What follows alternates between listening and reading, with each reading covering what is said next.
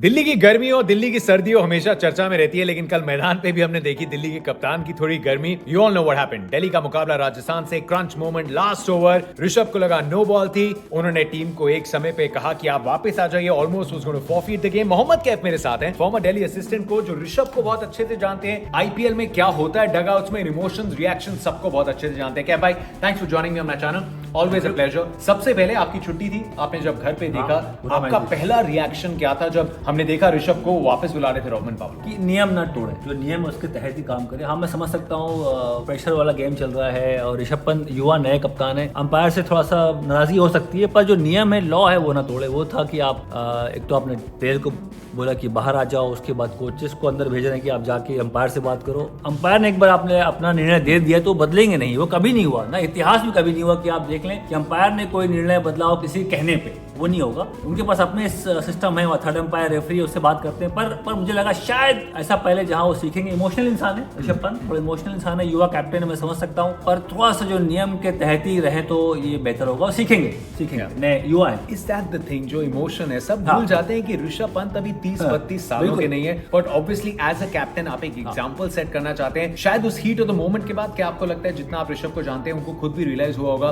That maybe I just got a little carried away, he is a wonderful kid. बिल्कुल, एक second का था वो। तो उनका आप अगर पोस्ट मैच इंटरव्यू देखेंगे, वहां उन्होंने कहा कि हाँ हमको लगा ऐसा हुआ, पर उनका निर्णय है, रेफरी देखता है, अंपायर को आगे कर दिया। ये नहीं बोला कि नहीं हाँ हमें दुख है, पर जो इंटरव्यू में देखा कि वहाँ गलती लगी उनकी, हाँ मैं शायद गुस्से में दिखा, रिएक्शन हो रहा है। बार बार उनसे लोग वही सवाल करें कि क्या लग रहा है, हाउ यू फीलिंग, अंदर कैसे आ गए, अंदर कैसे आ गए। तो उनको भी लगा कि नहीं यार मैंने गलत किया, जो मेरा बॉडी लैंग्वेज था वो सही नहीं था। टीम को भी बहुत सारे मैचेस खेलने हैं, ऐसा नहीं कि आप बहुत खराब खेल रहे हो, आपके पास अभी भी 6 अंक हैं तालिका पे, 4 मैच हारे हो, तो यहाँ से कमबैक करना इतना मुश्किल नहीं होगा। पर जो हुआ सीख के आगे बढ़ना है, वो उनकी खासियत। उसके बाद हमने देखा ऋषभ पंत एक्चुअली अपना इंटरव्यू देने के बाद खुद मैदान में रनिंग कर रहे थे। He was just away, he looked upset, जो आप समझ सकते हैं गलत हुआ, may be cross the line, लेकिन सीख मिलेगी and may be a young leader जो उभर रहे हैं उनको बैकिंग चाहिए। क्या रिकी पॉन्टिंग को मिस किया? क्या आपको लगता है अगर रिकी पॉन्टिंग होते, कैसे उस समय बातचीत होती है, और क्या हेड कोच रिकी पॉन्टिंग को उस मोमेंट पे मिस किया दिल्ली? रिकी पॉन्टिंग तो अंदर तो नहीं जाते, वो अंदर तो बाद में प्रवीण आमरे को ऋषभ पंत ने कहा अंपायर से बात करने के लिए, लेकिन क्या आपको लगता है वो ऋषभ जब वो बुला रहे थे वापस,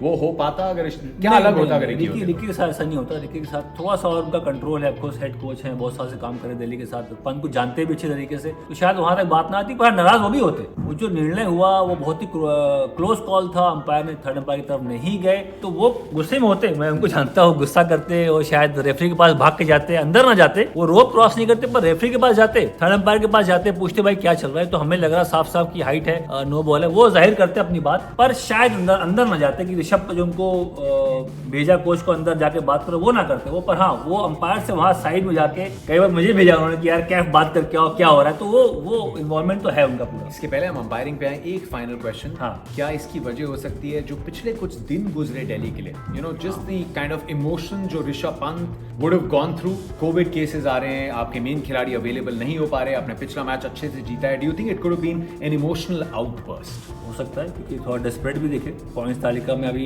मिड टेबल पे हैं, एक जीत के साथ आगे बढ़ रहे हैं, काफी सारी दिक्कतें हैं, कोविड के बीच में मैचेस खेल रहे हैं, और बबल भी बहुत मुश्किल होता है। जतिन, बबल के साथ टूर्नामेंट खेलना लगातार, ऋषभ पंत देखिए कितने साल से बबल में ही है, मतलब मैं उनको 2 साल से देख रहा हूँ, 2 साल तो आईपीएल यूएई में हुआ, उसके बाद ऑस्ट्रेलिया का दौरा करके फिर वर्ल्ड कप भी खेले यूएई में। It's not easy on place, it's never gonna be easy bubble की लाइफ, वो दिखा कल के मैच में साफ हो। इट्स नॉट इजी, हम भी रहे हैं बबल्स में from 2020 doing all the IPLs, it is not easy, luxury prison जरूर है लेकिन आसान नहीं। अब आते हैं अंपायरिंग पे, 89 पेजेस के मेन मुद्दा बाद में लेके आता जतिन। 42 नहीं होता क्या है, एक यंग लीडर है और बहुत आसान है कि सीधा क्रिटिसाइज करना। कोशिश ये थी कि थोड़ा उनके माइंडसेट में जाओ, रोक नहीं पाए थे अपने आप, राजस्थान की सामने टीम की बात है, वो भी रोक नहीं पाए, वो होता है। महेंद्र सिंह धोनी बहुत कूल काम कैप्टन है, वो सब उनको फॉलो करते हैं, ऋषभ को तो रोल मॉडल है वो, तो उनसे भी गलती हुई थी, तो कल भी थोड़ा सा एहसास है गलती हुई, मेरे ख्याल से आगे बढ़ना चाहिए भूल के। अंपायरिंग 42 लॉज ऑफ क्रिकेट और उसके अंदर ना जाने कितने सब पॉइंट्स हैं। क्या भाई, क्या कोई भी बोल सकता है जो अंपायर नहीं है, आप मतलब I am not getting personal here, या कमेंटेटर्स या कैप्टन्स, क्या आपको लगता है किसी को भी क्रिकेट के सारे रूल पता है?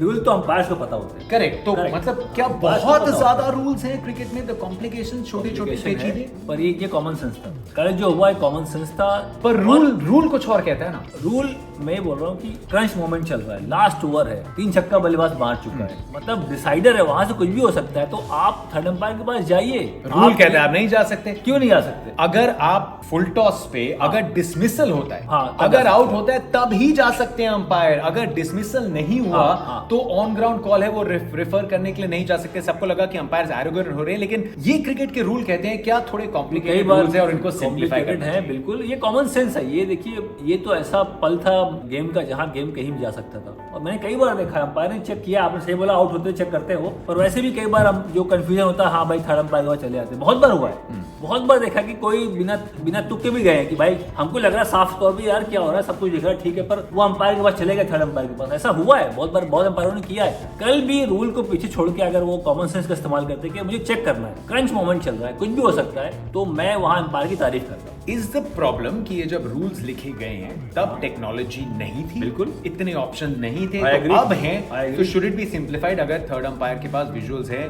Front foot no Yes. Ball check करने की, Yes. तो फिर ये चीजें भी चेक कर ली जाए। बिल्कुल, स्पेशली क्रंच टाइम पे जहां मैच का निर्णय आना है, वहां आप अगर 5 सेकंड ज्यादा चले गए, आपने बिता दिए या जाया कर दिए 5 सेकंड, या गेम अगर 12 बजे खत्म होना है 12:15 हो गया, पर गेम का जो निर्णय है वो बैट और बल्ले की कॉन्टेस्ट की मुकाबले के बाद आया, ना कि कंट्रोवर्शियल मुकाबला या मैच के बारे में याद किया जाए उसको। कल का मैच बहुत बढ़िया था, पावल बहुत बढ़िया बैटिंग करते, मैं कहा पावल कहीं छक्के ना मार रहे। तो एनीवे, ये अंपायर की कहानी है। मुझे लगता है कि कॉमन सेंस बोलता था कि शायद आप रोकते गेम को, 5 सेकंड के लिए ऊपर जाते और चेक करके नीचे आते और निर्णय देते। मे बी जैसे बाकी एक्सपर्ट्स का भी मानना, अब आपके पास टेक्नोलॉजी है तो थोड़े नियम जो है जहां टेक्नोलॉजी का इस्तेमाल हो सकता है वो फाइनल चीज। फिर शार्दुल ठाकुर की भी 50% मैच फी करती है, वो भी एक्चुअली ऋषभ के साथ कह रहे हैं आ जाओ वापस।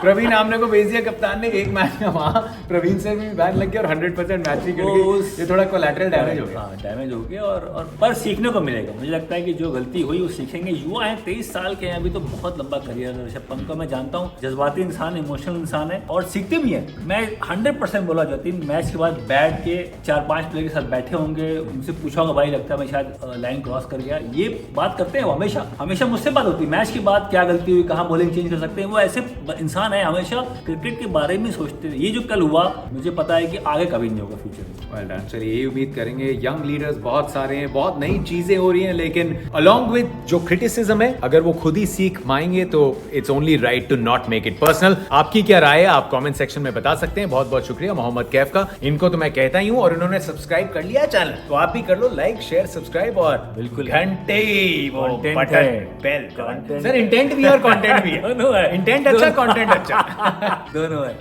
सी you next time. See you.